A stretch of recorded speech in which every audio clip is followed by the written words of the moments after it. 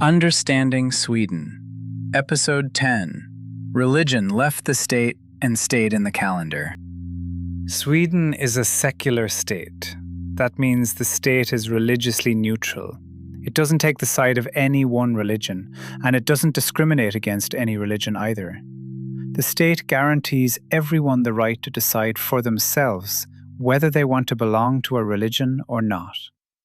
It sounds like something that's always been there, but freedom of religion here wasn't always obvious at all, and the dates are worth hearing. For a long time, the Protestant Lutheran Church was the only religion allowed. It wasn't until 1860 that Swedes were permitted to leave Svenska kyrkan, and even then, only if the person joined another Christian community. So you could leave, but you couldn't simply not believe. The real breakthrough came with the Freedom of Religion Act of 1951. That's what made it possible to choose your religion completely freely, or to belong to none at all. And the state and Svenska kyrkan only went their separate ways in the year 2000. From that point on, the church became one of several religious communities in society. It's still the largest Christian community in Sweden. Put those three dates together: 1860, 1951, and the year 2000. The state's neutrality today is less than 100 years old, and the full separation from the church is only a quarter of a century old. That's younger than many of the people listening. Worth remembering when it feels like it's always been this way here. Today, under regeringsformen, one of the fundamental laws we talked about in the series on law, everyone has the right to practice their religion, and no one may be discriminated against because of their faith or their religious beliefs. That's how Sweden manages to be both a secular state and a country of many faiths. And there's one consequence you can see in schools. Religious education in Swedish schools is meant to give pupils a broad understanding of different religions, beliefs, and worldviews from all over the world. The goal is written out plainly: to encourage understanding, tolerance, and respect for differences. Not to explain which faith is the right one, but to teach people how to live side by side. Let's remember from this part: Sweden is a secular state, and it's religiously neutral.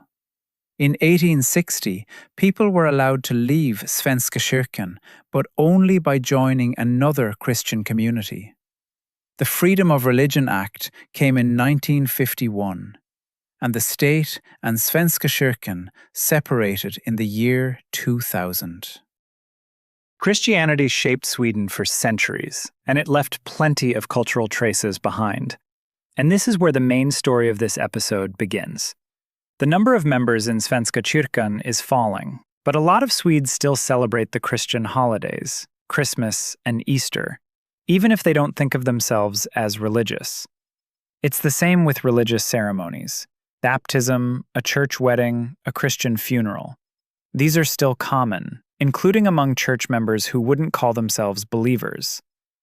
Let's stay with that for a moment. The form outlived the content.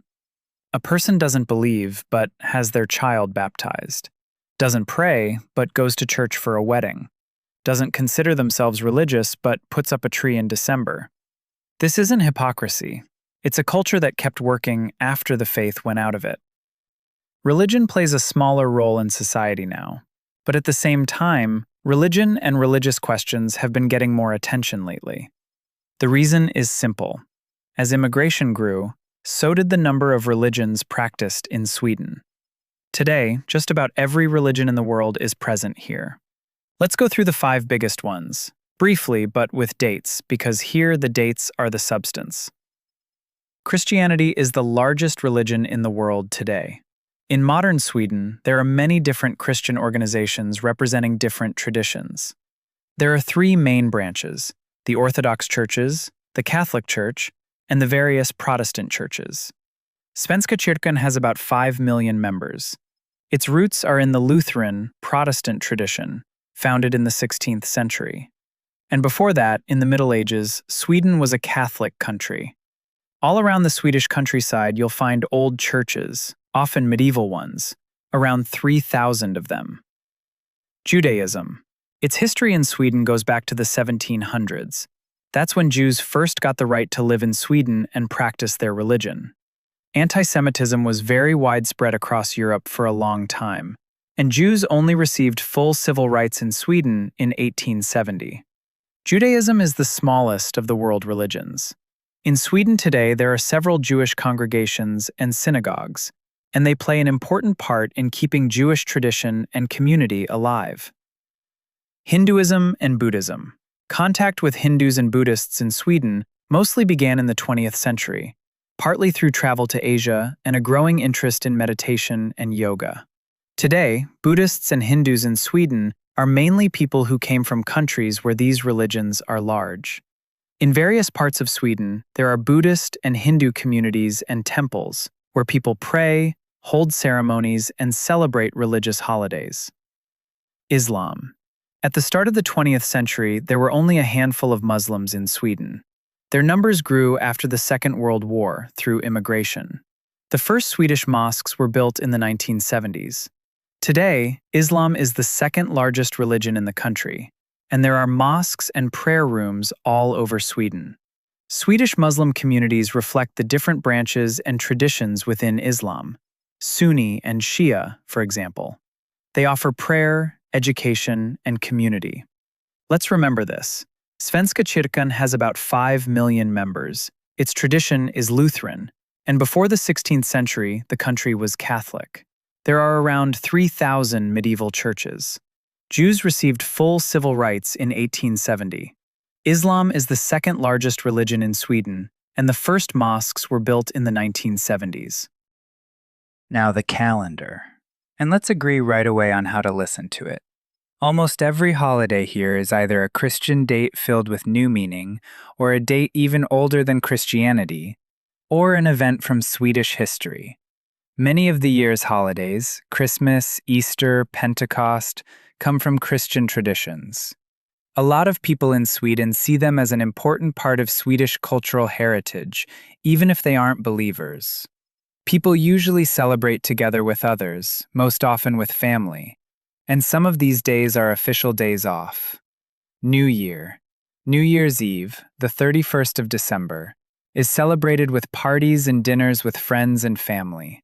As in many other places around the world, the New Year arrives at night with fireworks. Easter is a Christian holiday. It's celebrated sometime in March or April to remember the death of Jesus on Good Friday and his resurrection on Easter Day. On Easter evening, people traditionally eat eggs, lamb, salmon, and herring. Children are given sweets and Easter eggs. And sometimes children dress up as Easter witches. That's a Swedish custom, and on these days you can meet a child on the street in a headscarf with painted cheeks. Valborg, or Walpurgis Night, is the 30th of April. It's celebrated to welcome spring. In the evening, people light big bonfires. By the fire, they often sing traditional spring songs, and sometimes someone gives a speech in honor of spring. It's an old tradition, and it isn't Christian. It's a welcome to the light after winter. The 1st of May, International Workers' Day, and in Sweden, it's also a day off. It's marked by the labor movement, the same one we talked about in the history series. It holds demonstrations all over the country. People from trade unions, political parties, and other groups give speeches about social and political questions. Notice this. A demonstration here isn't a protest against the system. It's part of the system.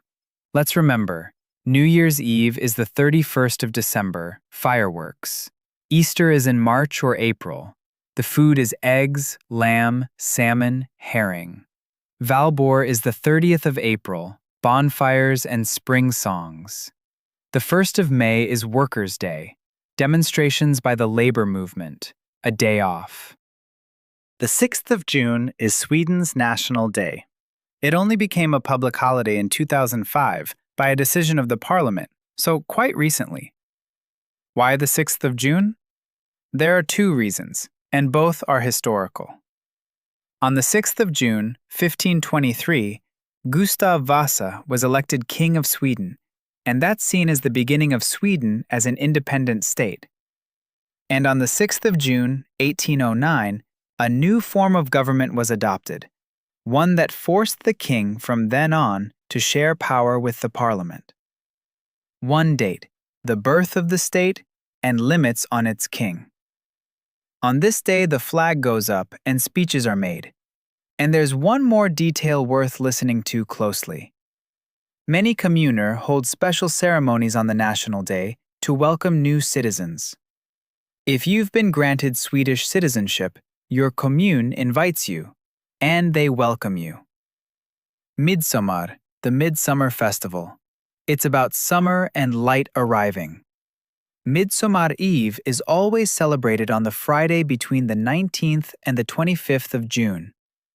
In Sweden, this is an old tradition, going back to the time before Christianity.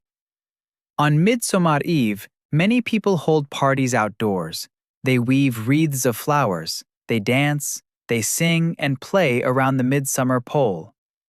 The usual food is herring, new potatoes, and strawberries. If you ask a Swede to name the most Swedish day of the year, this is the one they'll name. All Saints' Day is a Christian holiday. On this day, many people go to the cemetery to light candles on the graves of relatives and friends, to remember and honor those who have died. It's celebrated on a Saturday at the end of October or the beginning of November. Notice how the year is built. In spring, people light bonfires to greet the light. In the middle of summer, they dance around the pole because that's when there's the most light. In autumn, they light candles at the cemetery when the light is running out. The Swedish year isn't a church calendar. It's a conversation with the light. Christianity came later and settled on top. Let's remember, the National Day is the 6th of June, and it became a public holiday in 2005.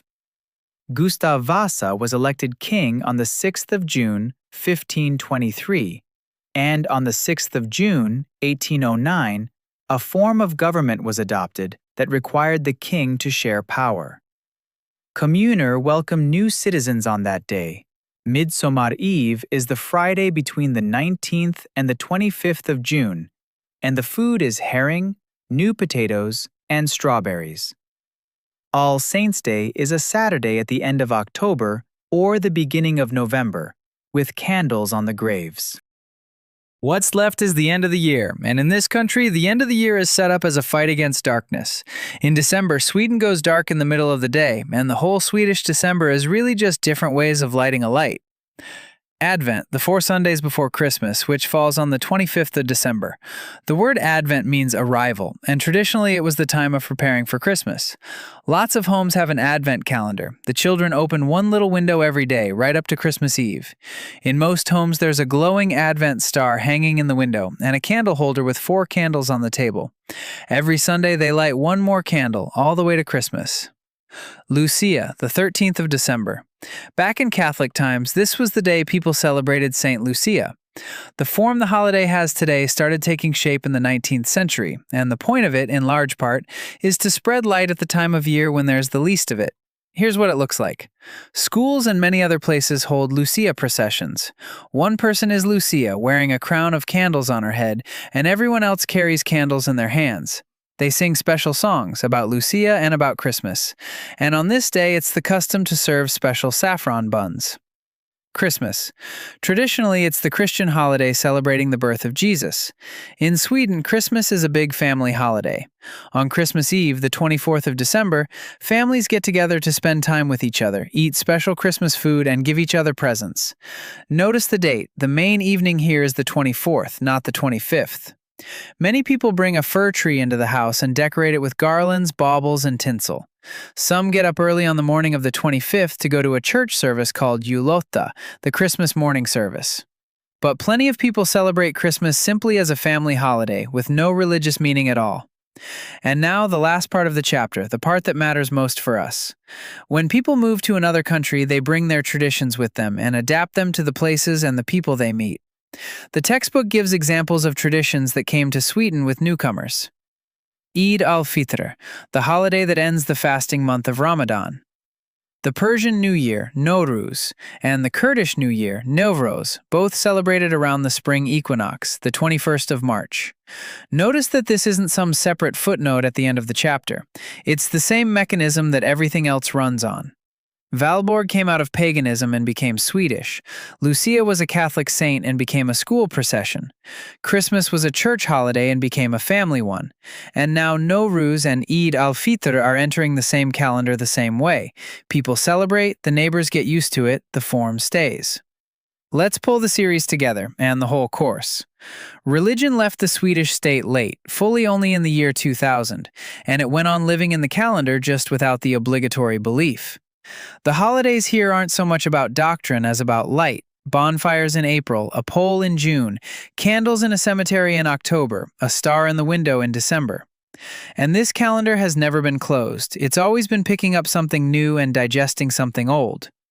Which brings us to the thing worth ending on. In a country where the state is religiously neutral and the law forbids discrimination because of faith, the question, will they accept our tradition, is the wrong question. The right question is, will we go to our neighbor's bonfire, and will we invite them to ours? That's exactly how this calendar has been put together over the last 1,000 years.